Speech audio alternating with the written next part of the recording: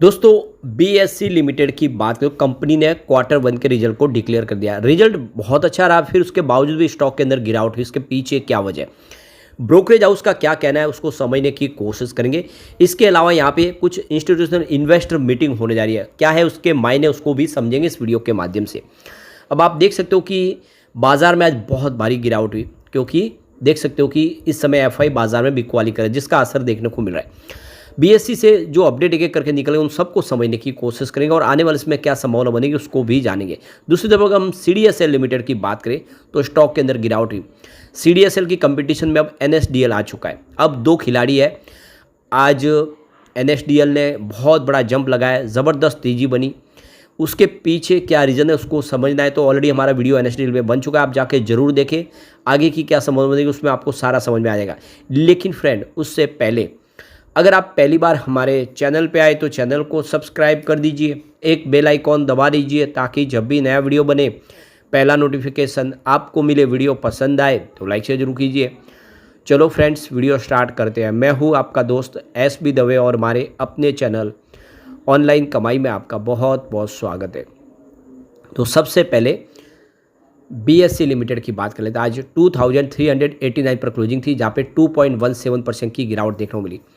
तो बाजार में गिरावट थी, उस वजह से आप देख रहे हो कि 700 पॉइंट की सेंसेक्स में गिरावट हुई, तो नेचुरली यहाँ पर भी गिरावट तो होगी।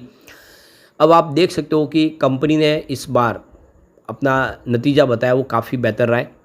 कंपनी का कंसोलिडेटेड जो प्रॉफिट है 103% की ज़बरदस्त वृद्धि दिखाई है। जो देखो कि 265 करोड़ के आसपास था एक साल पहले, वो 539 करोड़ तक पहुंच गया है, यानी प्रॉफिट डबल हुआ है। बहुत ही बेहतर प्रदर्शन किया है। यहाँ पे गौर करने वाली बात है कि क्वार्टर ऑन क्वार्टर बेसिस पे भी 9% की वृद्धि हुई है, क्योंकि पिछले क्वार्टर में 494 करोड़ का टोटल कंपनी का प्रॉफिट था। अब रिवेन्यू की बात करें, इस बार 847 करोड़ के आसपास का जो रिवेन्यू है उसमें 13% की वृद्धि हुई है, जो आप देख सकते हो कि इस बार 958.39 करोड़ तक पहुंच गया है। तो रिवेन्यू में भी अच्छी वृद्धि हुई है, जबकि कुल इनकम 1044.4 करोड़ के आसपास रही है। और एक साल पहले 2025 में ये इनकम इनकी 668 करोड़ के आसपास थी। तो क्लियरली देख सकते हो कि रिवेन्यू प्रॉफिट दोनों ही बढ़ा है, प्रॉफिट में तो बड़ा जंप है। अब यहाँ पे जून 2025 की तिमाही के दौरान बीएससी ने कहा है कि इक्विटी डेरिवेटिव सेगमेंट के तहत कुल 498 करोड़ कॉन्ट्रैक्ट का कारोबार हुआ है, जिसमें 598 करोड़ का रिवेन्यू प्राप्त हुआ है। BSc star mutual fund platform पर लेन देन वित्त वर्ष 2026 की पहली तिमाही में साल दर साल 30% बढ़कर 18.3 करोड़ हो गया है, जो पिछले वर्ष की अवधि में 14.1 करोड़ के आसपास था। इस प्लेटफॉर्म की बाजार में हिस्सेदारी 89% रही है, तो काफ़ी शानदार प्रदर्शन किया है। अब इस रिजल्ट के बाद में नौवां अल्टरनेटिव का कहना है कि बीएससी का जून तिमाही का प्रदर्शन शानदार है। ब्रोकरेज का कहना है कि Q1 फाइनेंस 2026 में ऑप्शन मार्केट में बीएससी की हिस्सेदारी 23.8% रही है, जो पिछली तिमाही में जो देखो 241 बेसिस पॉइंट से ज़्यादा है।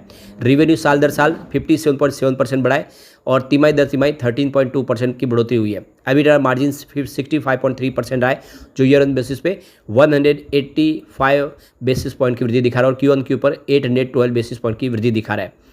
और एडजस्टेड प्रॉफिट आफ्टर टैक्स में देखें तो 109% की ज़बरदस्त वृद्धि हुई है। हालांकि यहाँ पे देखिए average daily premium turnover value में गिरावट आई है और सितंबर एक्सपायरी स्वैप कारण इसमें दबाव आ सकता है। फिर भी कंपनी के मजबूत फंडामेंटल स्थिति को देखते हुए ब्रोकरेज हाउस इस समय काफ़ी बुलिश है।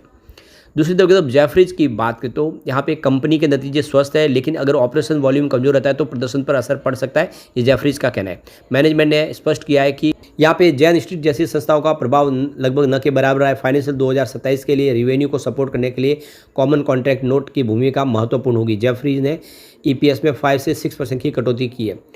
तो ये देख सकते हो कि जेफरीज भी इस समय देखें तो उन्होंने राय लगभग ठीक ठाक रखी है। अब बात करें गोल्डमैन सेज की, तो उनका कहना है कि Q1 के अंदर कंपनी का EPS 12.8 रहा है, जो उनके अनुमान 11.8 से 8% ज़्यादा है। ऑपरेटिंग रिवेन्यू Q1 के अनुमान पर देखें तो 13% और ईयर बेसिस पे 59% बढ़ा, जो अनुमानों के अनुरूप रहा है।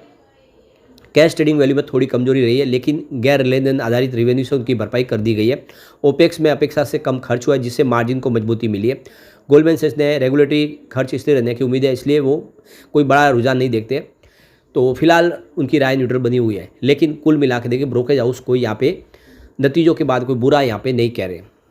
अब यहाँ पे जो बड़ी अपडेट निकल के आ रही है, बीएसई ने एक्सचेंज को यहाँ पे देख लो जानकारी जो दी है, 7 अगस्त को उन्होंने अपनी जो अर्निंग कॉल्स को लेकर ऑडियो रिकॉर्डिंग जारी कर दी है, जिसमें वेबसाइट के माध्यम से जान सकते हैं, जो भी शेयर होल्डर है वो पूरी राय ले सकते हैं कंपनी के बारे में, जो उनका प्रदर्शन रहा है उसकी सारी की सारी डिटेल्स जानकारी शेयर कर दी है। अब यहाँ पे कंपनी की तरफ से जो और एक्सचेंज को जानकारी, जिसमें कुछ यहाँ पे इन्वेस्टर मीटिंग होने जा रही है। तो ये देखो कि जो पहली इन्वेस्टर मीटिंग है वो 14 अगस्त 2025 को होगी, गुरुवार के दिन। ये एम्बिट कैपिटल प्राइवेट लिमिटेड द्वारा ऑर्गेनाइज की जाएगी और ये इन्वेस्टर मीटिंग होगी फिजिकल रूप से सिंगापुर में। और टाइप ऑफ मीटिंग इसका कॉन्फ्रेंस है, इसमें आप देखो काफ़ी लोग हिस्सा लेंगे, कॉन्फ्रेंस है। और बीएसई अपने रिजल्ट के बाद अपने रिजल्ट को यहाँ पे प्रेजेंट करेगी और उसके लिए यहाँ पे एक मीटिंग की अरेंजमेंट की गई है। और 13 अगस्त 2025 बुधवार को भी यहाँ पे देखें तो एवेंडास स्पार्क INDX के साथ में ये जो इंस्टीट्यूशनल इन्वेस्टर मीटिंग होने जा रही है। और ये देखो इसकी जो लोकेशन है ये फिजिकल रूप से होगी इन्वेस्टर मीटिंग, ये भी सिंगापुर में ही होगी, कॉन्फ्रेंस कॉल है। तो 2 दिन बुधवार और गुरुवार आप देखें 2 दिन यहाँ पे मीटिंग होने जा रही है, जिसमें कुछ बड़े फैसले लिए जा देख सकते हैं। तो काफ़ी अच्छी गुड न्यूज़ है और ऐसे में हम कह सकते हैं उसमें बीएसई का फ्यूचर ब्राइट दिखाई दे रहा है। चलते हैं CDSL की तरफ। तो 1562 पर क्लोजिंग थी, जहाँ पे 0.16% की गिरावट हुई। तो बाजार में तो भारी गिरावट थी, यहाँ पे इतनी कोई खास गिरावट नहीं, क्योंकि स्टॉक ऑलरेडी काफ़ी करेक्ट हो चुका है। अब NSDL और CDSL दोनों मार्केट में आ चुके हैं। अब दोनों में से बेहतर कौन सा है?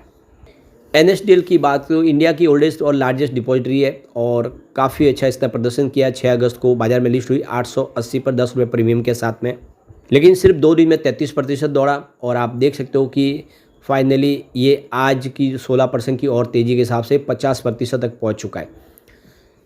अब पिछले 5 ट्रेडिंग में CDSL में 4% के आसपास की तेज़ी बनी है और बाकी ओवरऑल देखें तो कोई खास प्रदर्शन नहीं किया। पिछले 6 महीनों में अगर आप देखें तो 21% की यहाँ पे वृद्धि देखने को मिली है और 2025 में 28% का पॉजिटिव रिटर्न दिया इसने। मार्केट कैप इसका 33,000 करोड़ के आसपास है।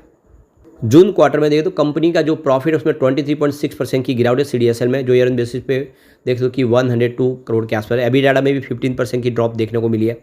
मार्जिन के जो आल्सो दो कॉन्ट्रैक्ट भी देखें तो 50.4% डिप रहा है, जो 60% के आसपास था। लेकिन यहाँ पे जो रिपोर्ट है मनी कंट्रोल ने जो एक अपना जो डिटेल्स शेयर किया उसमें कि इस समय जो NSDL का जो P रेशियो है वो करीब 77 के आसपास है, जबकि इसकी कंप्यूटर कंपनी CDSL का जो P रेशियो वो 66 है। इसका मतलब ये है कि CDSL के मुकाबले NSDL इस समय महंगा हो गया है 50% की तेज़ी के बाद, लिस्टिंग के बाद। अब यहाँ पे PMS के बिजनेस हेड भाविक जोशी का कहना है कि NSDL की लिस्टिंग के बाद प्रदर्शन काबिल तारीफ रहा है। सिर्फ 3 सेशन में 48% ज़्यादा की तेज़ी बनी है और 25,000 करोड़ के आसपास का मार्केट कैप बना है। तो मार्केट कैप NSDL की बाजार में मजबूत पकड़ पर पूरा भरोसा है और CDSL के साथ लगभग अब डुओपोली स्थिति में काम करेगी कंपनी। अब दोनों देख सकते हो कि बाजार में खिलाड़ी होंगे, तीसरे के यहाँ पे कोई जगह नहीं है, जिसके कारण प्राइसिंग पावर, एंटी बैरियर्स और संस्थागत खातों में मजबूत हिस्सेदारी मिलती हुई दिखाई देगी।